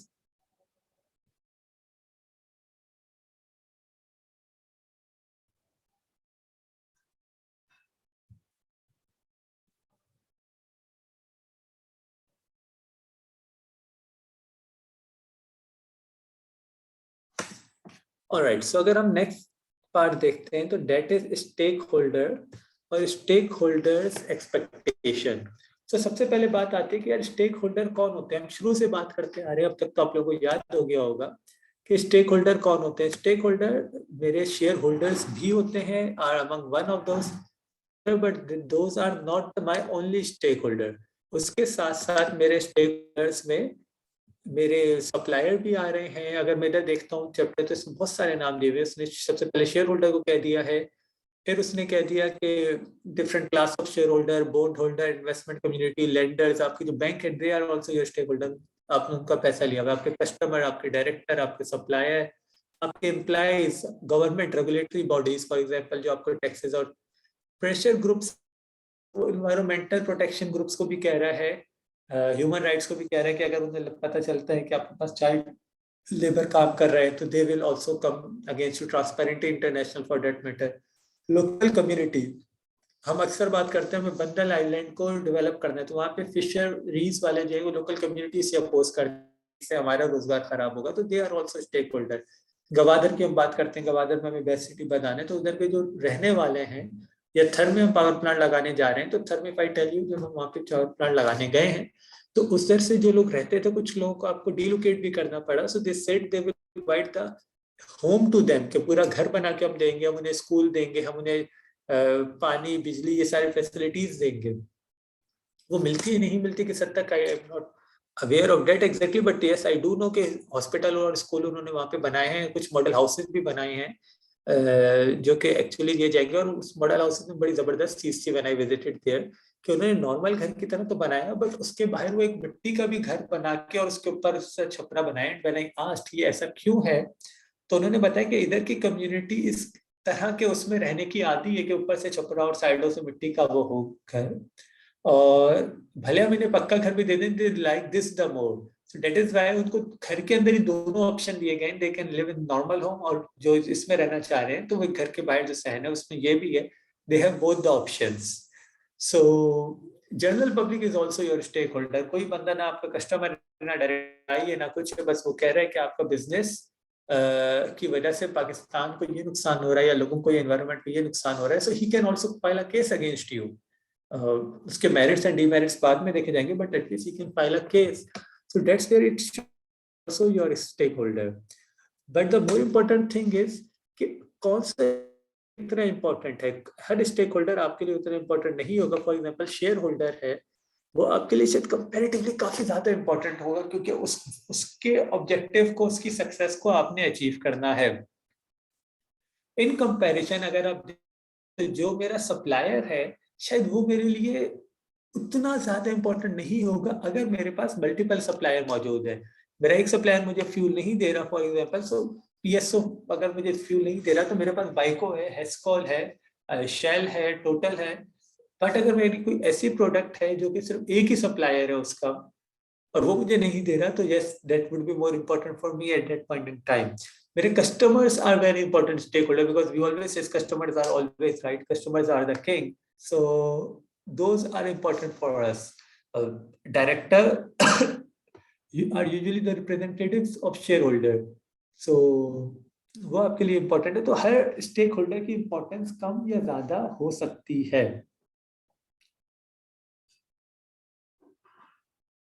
Moving forward, the expectations of shareholder, stakeholders. So her shareholder की expectation भी अलग अलग होगी, supplier की अलग होगी, vendor की अलग होगी. So we will see कि यार किस तरह से मैनेज होती है. अगर हम बात करते हैं शेयर होल्डर की एक्सपेक्टेशन की, कि how does share holder expectation work, तो शेयर होल्डर की अगर हम राइट्स की बात करें तो उनके पास राइट टू वोट होता है, और right to set out of the company, की कंपनी किस तरह से चलेगी, कैसे करेगी. ड्यूटीज की अगर हम बात करते हैं शेयर होल्डर की, तो यूजुअली कोई नहीं होती. उसकी ड्यूटी सिर्फ ये होती है शुरू में कि वो पैसे देके शेयर खरीद लेता है. उसके बाद उसकी कोई ड्यूटी नहीं है. The capacity of share holder, वो एजीएम अटेंड करे ना करे वो भी उसकी मर्जी है. उसको कोई जबरदस्ती नहीं कह सकता कि तुम्हारा एनुअल जनरल मीटिंग में आना जरूरी है. उसकी अपनी मर्जी है, वो अटेंड करे या ना करे. शेयर के जो पैसे हैं वो देना जरूरी है. अब जब तक वो शेयर के वो पैसे नहीं देता, पहले पाकिस्तान में नए कंपनीज ऑर्डिनेंस 1984 में भी या उससे पहले भी आपके पास थोड़ा सा क्वेश्चन होता था कि आप सेमी पेड शेयर या अनपेड शेयर हो, बट अब वो ऑप्शन भी नहीं है आपके पास. तो वो पैसे दे चुका है, वो शेयर ड्यूटी कोई नहीं है. एक्सपेक्टेशन क्या है उसकी? Share price growth, stable dividend. उसको चाहिए क्या कि शेयर प्राइस बढ़े और डिविडेंड भी मिले, मुझे दोनों चीजें हो. Return on investment possibly also an expectation being consulted by the board on major issue. एक उसकी एक्सपेक्टेशन ये भी हो सकती है रिटर्न ऑन इन्वेस्टमेंट के अलावा, कि जो मेजर इश्यूज हैं, जो बड़े, एग्जाम्पल आप कह रहे हो कि यार हम होटल चेन है और वो कह रहे हैं मुझे एक होटल देता हूँ, तो उसके लिए एक बड़ा डिसीजन है ये. कोई ऑल टुगेदर डिफरेंट कंट्री में जाके इन्वेस्ट करना, दैट्स अ बिग डिसीजन. तो उसकी ये एक्सपेक्टेशन भी हो सकती है कि when you take such decision you consult the shareholder for that. तो उसकी ड्यूटीज कोई नहीं है, उसकी एक्सपेक्टेशंस हैं कि उसे रिटर्न अच्छा मिले, बोनस और कैपिटल की फॉर्म में. इसकी एक्सपेक्टेशन ये भी हो सकती है, विच इज राइट, कि अगर आप बड़ा डिसीजन ले रहे हो, ऐसा डिसीजन जो कि कंपनी के लिए बहुत मेजर है, तो उससे कंसल्ट किया जाए. The second would be the directors. तो उनके पास क्या, डायरेक्टर्स के पास क्या राइट है? मेरा right to take decision in board meeting. हर 3 महीने में लिस्टेड कंपनी में बोर्ड मीटिंग होना जरूरी है. 3 महीने से मुराद है हर क्वार्टर में होना जरूरी है. वो किसी क्वार्टर में 4 महीने बाद भी हो सकती है, किसी क्वार्टर में 2 महीने बाद भी हो सकती है. Even for public limited company जो कि अनलिस्टेड भी है, उसके लिए भी जरूरी है कि हर क्वार्टर में उसकी बोर्ड मीटिंग लाजमी हो. डायरेक्टर की ड्यूटीज क्या है? The director have certain duties in law. For example, a legal duty to skill the board of the director has a duty to give leadership to the company. अगर मैं आसान लफ्जों में बोलूं तो डायरेक्टर वो है जो कि कंपनी को डायरेक्शन देता है कि किस तरह से चलना है, जो कंपनी की पॉलिसीज फ्रेमवर्क सेट कर देता है कि किस तरह से कंपनी को चलाना है. और उसके बाद सीनियर मैनेजमेंट का ये काम होता है कि उस पॉलिसीज को फॉलो करते हुए उस ऑब्जेक्टिव को अचीव करे. एक्सपेक्टेशन क्या होती है डायरेक्टर की? पर्सनल एडवांसमेंट, रेम्यूनरेशन, स्टेटस ये चंद एक्सपेक्टेशन लिखिए together with that the performance of the company is accordance with the direction or also the expectation of director. तो कि कंपनी जो है वो चीजें टारगेट उस तरह से डायरेक्टर ने उनसे कहा है.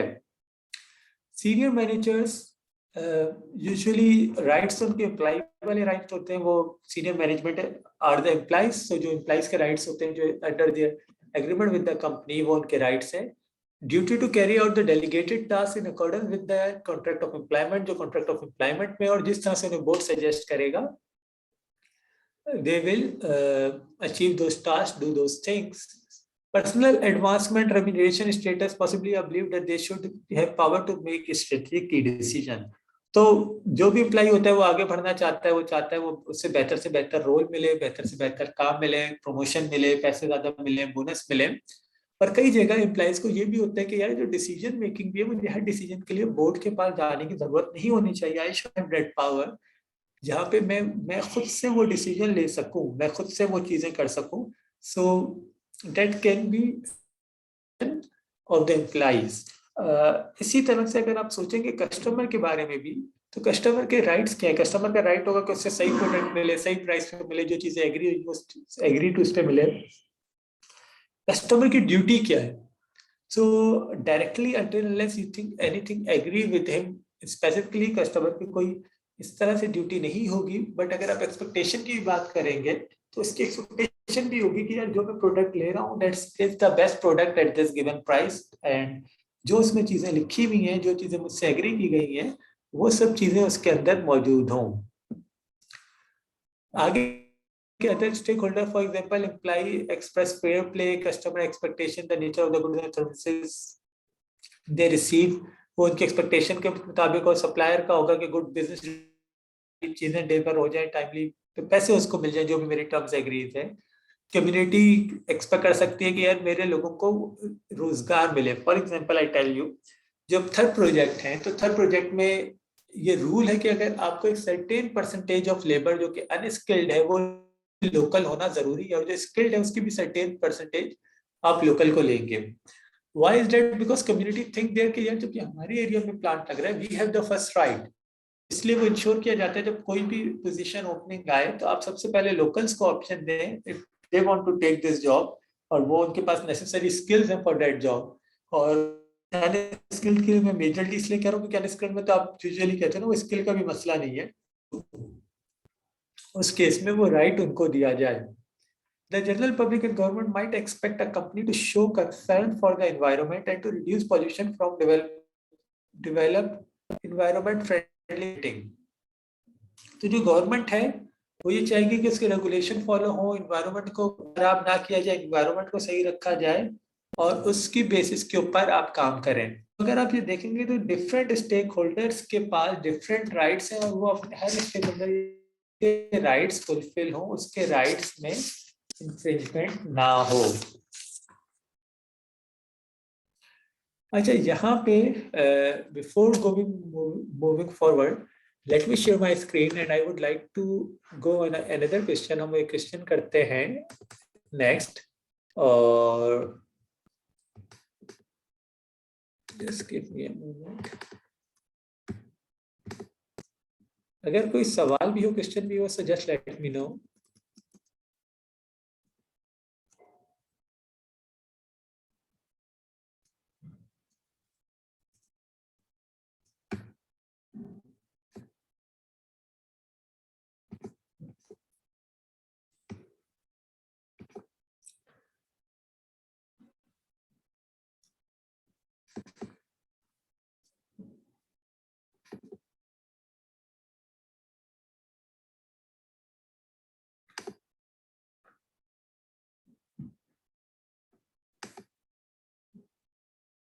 Can you see my screen?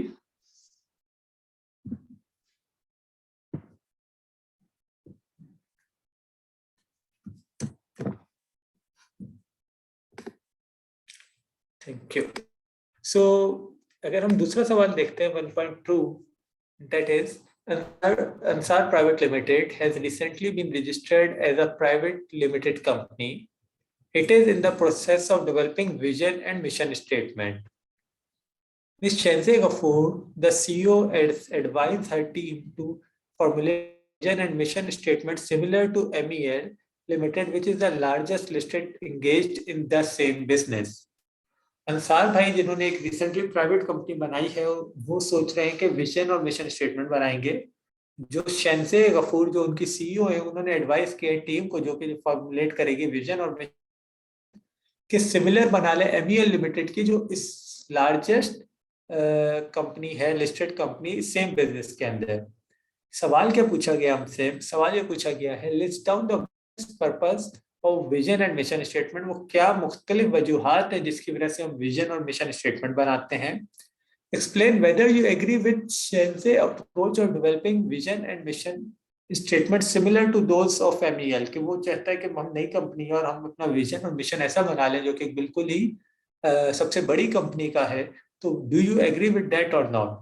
I want you to think over it for like next 1 to 2 minutes. Meanwhile, I will just get a glass of water and then we will discuss the answer.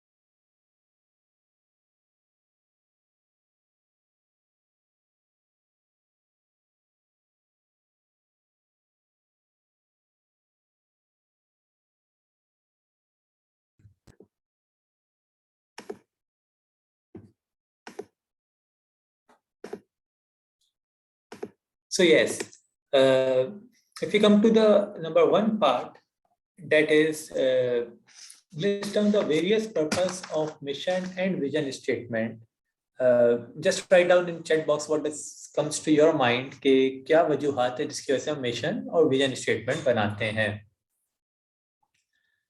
Meanwhile you are writing or thinking, अगर मैं सिर्फ सोचता हूँ, पहली चीज आपको consistent strategic planning के लिए हेल्प करता है कि जो आप स्ट्रेटेजिक प्लानिंग कर रहे हो वो कंसिस्टेंट हो। ये ना हो कि आप मिशन या विजन जो आप चाहते थे बनना वो ऑल टुगेदर डिफरेंट हो और जो आप काम प्लानिंग कर रहे हो वो बिल्कुल ही डिफरेंट हो। जैसा कि हमने शुरू में डिस्कस किया था कि begin with the end in mind, where do you want to see yourself, आप अपने आप को कहाँ देखना चाहोगे, क्या वो उस चीज को अचीव कर रहा है या नहीं कर रहा। सेकेंड थिंग, जो आप कॉर्पोरेट बना रहे हो, क्योंकि जो हमने that is on the top of the triangle, क्या वो उसके ऊपर जो विजन या मिशन है उनसे मैच कर रहा है या नहीं कर रहा। This assist in translating management intention objective और नॉट। आपको इस चीज में हेल्प करेगा vision and mission. The third thing is to provide a common purpose for all group and individual within the organization. जहाँ पे मैंने बात की थी, मैं अक्सर एग्जांपल देता हूँ, this would be the many time I am repeating it. When the American president asked the sweeper who was clearing the floor in NASA, what are you doing? He said, I am sending a man to moon. तो एक common purpose उसने दिया जो सब लोगों के लिए, everyone will know कि तो मिशन और विजन वो चीज है कि कॉमन पर्पस देगा। My previous organisation, my CEO used to say, Khalid Mansoor is currently CPEC authority chairman, that we are providing Pakistan, we are energizing to Pakistan. So just don't think that you are doing finance or audit or what. Think of it as if you are doing something for the nation. आपकी organisation के लिए आपको goal बनाने में help करता है। Assist in establishing goal, assist in improving overall image of an organisation among external stakeholder and in public in general. उसकी reason क्या है? क्योंकि यूजुअली जो आप मिशन या विजन बनाते हो that is larger than just earning and it helps you to in the larger people's eye as well, that you are providing, for example, the best lifestyle to the nation. So how does this help? This help us in thinking के आप किस तरह से बेहतर लोगों को जिंदगी रहने का तरीका दे रहे हो। तो आप सिर्फ कमाना नहीं चाह रहे हो, लेना चाह रहे हो। This way, these are some of the reason जिसकी वजह से हमें ये लगता है कि मिशन और विजन स्टेटमेंट आपको हेल्प करता है। आप इसे ये भी कह सकते हो, अगर आप और ऐड करो, कि it help us to achieve the mission and vision, whatever the mission and vision is of the organisation, क्योंकि हम वो प्लानिंग करके हम finally achieve help us that. दूसरी चीज बड़ी मजे की है, कंपनी के सीईओ ने कहा कि भाई देखो, हम तो नई कंपनी है, जो दुनिया इस पाकिस्तान की सबसे बड़ी कंपनी है लिस्टेड, उसका जो मिशन और विजन उन्होंने तो सोच के ही बनाया होगा ना कुछ, तो वही हम रख लेते हैं उनसे मिलकर। सो वेदर इट्स राइट और wrong, here the thing, the most important thing is कि mission or vision is the thing which differentiate you from other organization. PIA जब ग्रेट हुआ करती थी, उनका अभी तक इवन तो वो स्टेट वो ये great people to fly with, तो उन्होंने मिशन या विजन बनाया था कि हम एक ऐसा वो देंगे जहाँ पे लोग फख्र महसूस करेंगे उनके साथ ट्रैवल करना, great people to fly with. तो आपका मिशन और विजन वो है जो आपको दूसरों से डिफरेंशिएट करता है, दूसरों से अलग करता है। And if that does so, तो इस केस में बहुत जरूरी है कि आपका मिशन और विजन आपके लिए स्पेसिफिकली हो। It can never be the same. जिस तरह हम कहते हैं ना, दो बंदों के फिंगरप्रिंट सेम नहीं हो सकते, दो बंदों की थिंकिंग एग्जैक्टली सेम नहीं हो सकती, इसी तरह दो बंदों का मिशन और विजन एग्जैक्टली सेम नहीं हो सकता। इसलिए बहुत जरूरी है कि आप अपना सेपरेट मिशन या विजन बनाएं और उसे इनकलकुलेट करें अपनी ऑर्गेनाइजेशन के अंदर, so that one day you can even become better than what MEL is doing. तो अगर हम इसका आंसर पढ़ते हैं, what he is saying is vision and mission statements are manifestation of the unique identities of an organization.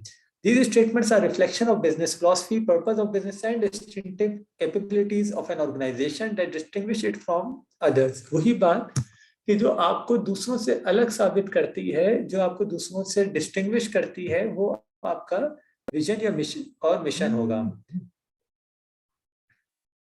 इसके बाद ये कहता है कि APL this standpoint on some on all of the above parameters may be totally of MEL, क्योंकि ये सारी चीजें मिशन और विजन के अंदर हमारी हो सकता है MEL से अलग हो। इसलिए वी बिलीव कि जो मिस्टर शेंजिल साहब की जो अप्रोच है कि उस जैसे बना दें, that is not the right approach to do.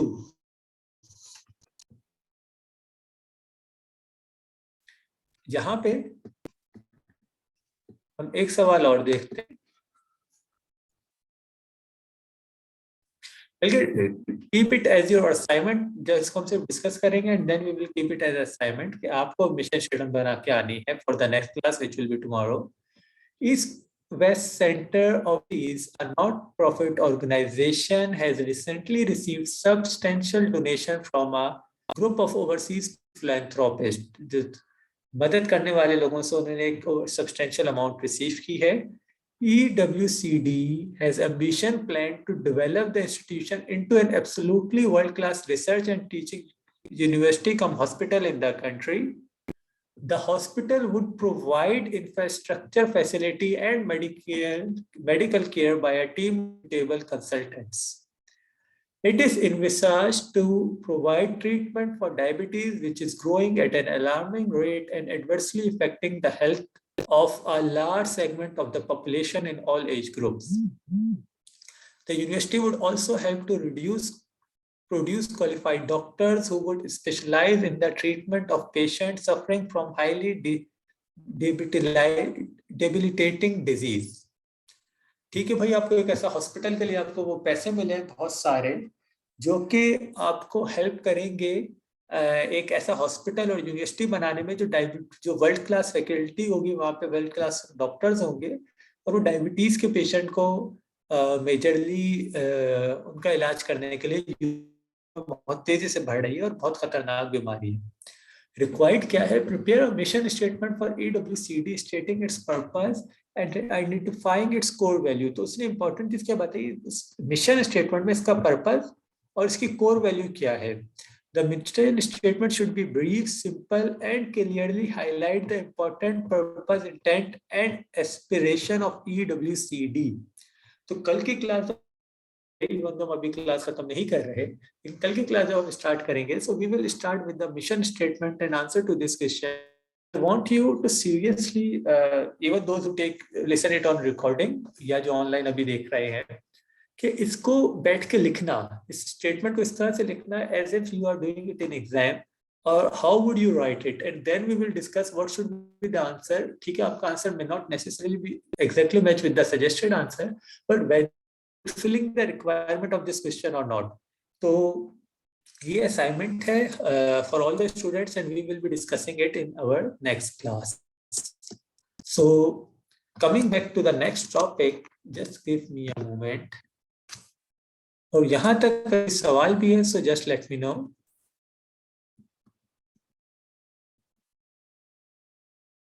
हम बात कर रहे थे स्टेक होल्डर्स की, और स्टेक होल्डर्स में हमने कहा कि मुख्तलिफ किस्म के स्टेक होल्डर्स हैं जिनकी मुख्तलिफ किस्म की पावर्स हैं, जिसमें शेयर होल्डर हमने देखा, डायरेक्टर्स देखा, एम्प्लॉइज देखा, then customers, supplier and everyone. हर एक अलग अलग तरह से डिसीजन मेकिंग में पार्ट प्ले कर रहा होता है। फॉर एग्जाम्पल, जो मेरा एम्प्लॉय है, मैनेजमेंट है, वो day to day decision making में पार्ट प्ले कर रहा है। जो मेरा डायरेक्टर है वो महीने हर 2-3 महीने बाद डायरेक्शन दे रहा है, उससे जल्दी भी बोर्ड मीटिंग बुला सकता है, उसकी रिक्वेस्ट कर सकता है। जो मेरा कस्टमर है, how is he making part, किसी चीज का बाइकआउट कर दें, कस्टमर किसी चीज पे खिलाफ चले जाए, तो that also become the buyout. For example कि वो उसका एक अपना पार्ट प्ले कर रहा है कि you change as per the customers requirement. Regulatory bodies, Covid की वजह से बहुत सारे बिजनेसेस बंद हो गए, शादी hall, hotel, cinemas, restaurants, all those thing. तो उनको इफेक्ट हुआ, उनको चेंज करना पड़ा, वेयरिंग मास्क मैंडेटरी करना पड़ा, वैक्सीन सर्टिफिकेशन चेक करनी पड़ी, वो सारी चीजें। So they are also playing their part. So how is that going to effect your decision making? CNG pump 10 साल पहले, 15 साल पहले बहुत नेसेसिटी थी तकरीबन हर किसी के लिए, और अब ऑल टुगेदर बिल्कुल बंद हो गए। 2-3 महीने के लिए गैस चली जाती है, जिनके पंप्स हैं वो भी उसे बंद कर रहे हैं कि 3 महीने का हम rent, employ salary and all those things कैसे अफोर्ड करेंगे। तो आपके चेंजिंग इन्वायरमेंट से स्टेक होल्डर थी गवर्नमेंट, उसने सीएनजी देना बंद कर दी, आपकी मेकिंग चेंज हो जाती है। कई जगहों होल्डर में ये भी इम्पोर्टेंट होता है कि आपके स्टेक होल्डर हैं कौन। कुछ स्टेक होल्डर ऐसे होते हैं जो विद इन एंटिटी होते हैं, जैसे आइस हो गए आपके। उसके अंदर भी आप अगर देखेंगे कि जो फॉर एग्जांपल आपके कुछ प्रोडक्शन से रिलेटेड, तो वो आपके सेपरेट स्टेक होल्डर है। कुछ आपके फाइनेंस से रिलेटेड है, तो उनके पास फाइनेंशियल नॉलेज है, वो आपके सेपरेट स्टेक होल्डर है। आपको लेबर यूनियन के साथ शायद थोड़ा डिफरेंट तरीके से डील करना होगा in comparison to the managerial positions पे जो लोग हैं उनके साथ। You need to be very sensitive while discussing with labour, क्योंकि अगर वो स्ट्राइक इस किस्म के मैटर्स हो जाए तो वो आपको हैंडल करना काफी मुश्किल हो जाता है। एक्सटर्नल स्टेक होल्डर में लॉज एंड रेगुलेशन आ गए, आपके आपके सप्लायर, आपके कस्टमर, आपकी इस किस्म के जो एरियाज हैं वो आपके एक्सटर्नल स्टेक होल्डर्स में आ जाते हैं। Stakeholder management is in itself a wonderful science, कि आप किस तरह से स्टेक होल्डर को मैनेज करोगे। उसके अंदर वेरियस थ्योरीज हैं, वेरियस तरीके हैं। One of the way is called stakeholder mapping, कि आप उसमें मैप करते हो कि कौन आपका मेजर स्टेक होल्डर है, कौन आपका पावरफुल है, और उनको किस तरह से आपको लेके चलना है। If I just read it out, so as part of review of strategic position of a company, management should identify its major stakeholder group, their expectation. तो हमने जैसे मेजर पढ़ा आपका शेयर होल्डर था, उसकी क्या पावर है, क्या एक्सपेक्टेशन है, डायरेक्टर है, उनकी क्या पावर है, क्या एक्सपेक्टेशन है। One way of presenting the result of a stakeholder assessment is to prepare stakeholder map. Stakeholder map बना लेते हैं। This is a simple diagram showing the main stakeholder और shareholder stakeholder group as relative significance. The purpose of an stakeholder mapping is to assist the directors of the company to obtain an appreciation to stakeholder groups are, what their real potential and influence are and over the entity and their entity's strategy. हमने शुरू में बात की थी कि अगर मुझे stake holder कह देता है, डायरेक्टर शेयर होल्डर कह देता है मुझे डिविडेंड चाहिए, आप प्लान कर रहे थे एक्सपेंशन, दोनों आपस में कंट्राडिक्टरी आ गई। So your planning should have been better, that should be in line with your main or key stakeholder. Here just let me share the chart as well.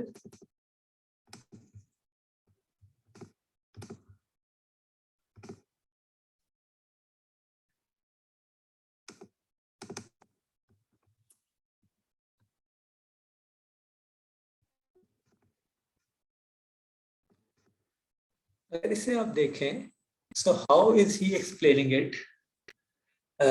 The metric compares the amount of interest of the shareholders of a particular issue. For example, on a scale ranging from not at all interested 0 to very interested 10, the relative power on a scale of very weak to very powerful. ऊपर आपने लिखा interest of stakeholder, आपने side में लिखा power of stake holder. जो दोनों तरफ zero है वो है मिनिमल एफर्ट, उधर मुझे करने की जरूरत कोई ज्यादा नहीं है। जहां उसका इंटरेस्ट बढ़ रहा है लेकिन पावर नहीं है, उसको मैं सिर्फ बता के रखूं कि मैं ये कर रहा हूँ, मेरा ये प्लान है, बट मुझे कोई उसकी फिक्र करने की जरूरत नहीं है कि वो भी होता है या नहीं होता। जैसे कि जो मेरे ऐसे स्टेक होल्डर हो जहाँ पे मेरे ऊपर राइट एक्टिविस्ट आ गए या इस किस्म के जो इन्वायरमेंटलिस्ट इन्फॉर्म रखो कि यार हम ये अच्छे काम कर रहे हैं जिससे हमारी ऑर्गेनाइजेशन बेहतर हो रही है, क्योंकि उनके पास कोई बहुत ज्यादा डायरेक्टली पावर नहीं है। लेकिन जहां पे मैंने देखा कि यार भले उनका इंटरेस्ट कम हो लेकिन पावर बहुत ज्यादा है, तो वहां पे मुझे उससे सेटिस्फाइड रखना जरूरी है। That can be my shareholder, shareholder as well के इंटरेस्ट उसका बहुत ज्यादा नहीं है बट उसके पास पावर, अगर थोड़ी शेयर होल्डर वो एक कंसोर्शियम बना लेते तो वहां पे भी एक आने का रिस्क होता है। अलावा मेरे होता तो उन्हें मैं सेटिस्फाइड जरूर रखूं, भले मैं उन्हें बहुत ज्यादा इन्फॉर्म करूं या नहीं करूं, सेटिस्फाइड जरूरी है। बट यहाँ पे इंटरेस्ट और पावर दोनों बढ़ जाएंगी, दैट वुड बी माय की प्लेयर्स लाइक माय डायरेक्टर और माय मेजर शेयर होल्डर, क्योंकि मेजर शेयर होल्डर का इंटरेस्ट भी होगा आप में और उसके पास पावर भी है, तो उनको सेटिस्फाई रखना, इन्फॉर्म रखना, दोनों चीजें बहुत जरूरी है, बिकॉज दे आर माय की players. The strength of the interest group in strategic decision making by the company will depend on their expectation of the benefit they expect from the company.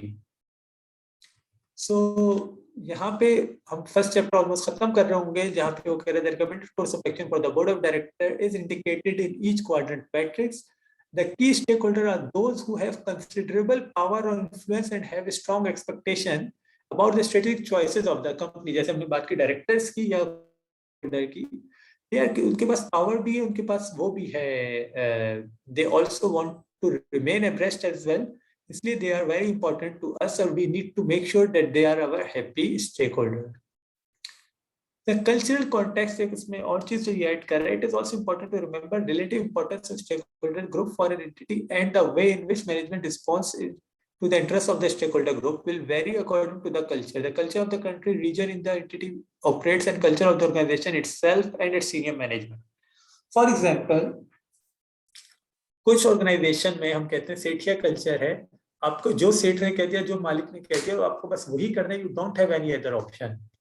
और for that matter if we talk about Volkswagen, जो उसकी US में बात हुई थी जब combustion उसके engine में ज्यादा आ रही थी कार्बन डाइऑक्साइड ऑक्साइड का कंपोनेंट, जबकि वो अंडर डिक्लेयर कर रहे थे बहुत अरसे से, तो जब उसके ऊपर रिसर्च हुआ कि ऐसा क्यों हुआ कि ये चीज अलार्म पहले नहीं हुई, पहले किसी ने हाईलाइट नहीं, पता चला कि ऑर्गेनाइजेशन का कल्चर ये था कि nobody can say anything against the CEO. One CEO say this is fine, you have to do it this way, तो आपको उसी तरह से ही करना है, you have no other option. और जिसकी क्या हुआ कि इसके अगेंस्ट किसी ने कुछ नहीं बोला, वो ऑर्गेनाइजेशन का कल्चर ऐसा था जहाँ पे आपका बस एक everyone is following that and actually letting go the expectation of others. In comparison जहां पे हम बात करते हैं फॉर एग्जांपल ट्विटर की या फेसबुक की, उधर हमने देखा जब रिसेंटली ट्रंप स्टेटमेंट दे रहा था और दो किस्म के ग्रुप्स आगे कुछ कह रहे ट्रंप को रोकना चाहिए, this is against our terms of policy, and कुछ टेक इट, वो भी अमेरिकन प्रेसिडेंट है, he is not going against the policy, we should let it go this way. वहां पे उनके की एग्जीक्यूटिव ने also said against their board, also said against their CEO and everyone that we can not let this happen. That also comes from the culture of the organization, culture of the country as well. शायद आप government entity के against नहीं बोलना चाहेंगे, आपको लगेगा कि काफी मुश्किल हो सकती है।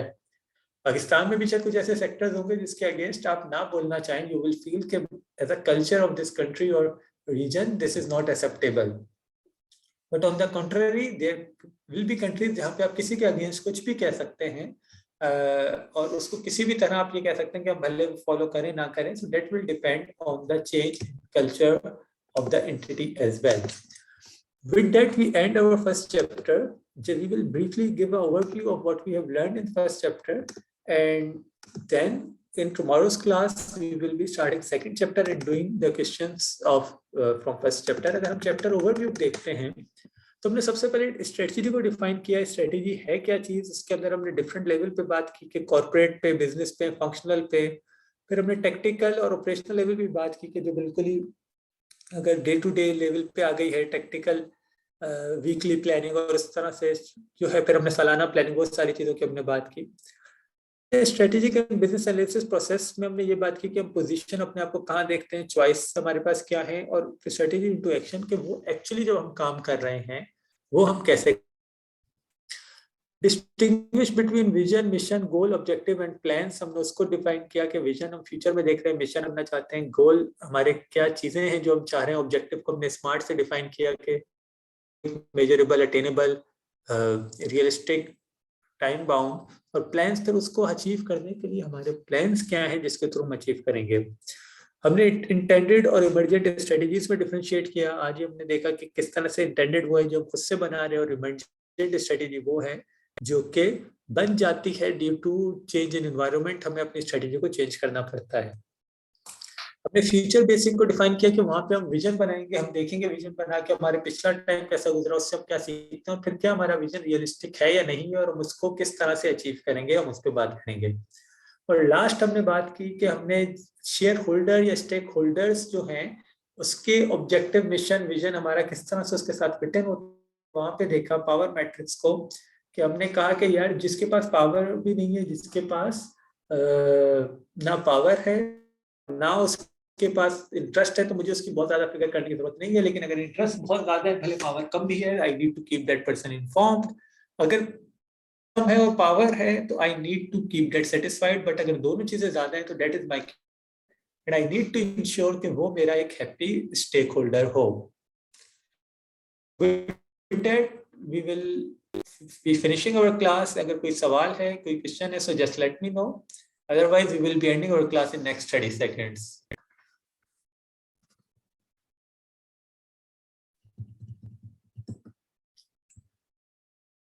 चल, थैंक यू वेरी मच। इंशाल्लाह हम कल की क्लास भी सिमिलर टाइम पे रखेंगे, अराउंड 3 और 3:30, और आपके पास डिटेल्स शेयर हो जाएंगी। Meanwhile, if anyone of you have any question, can also send me WhatsApp, our WhatsApp group, or separately on my number that's added in WhatsApp group. So have a nice weekend. Enjoy your time. Allah Hafiz.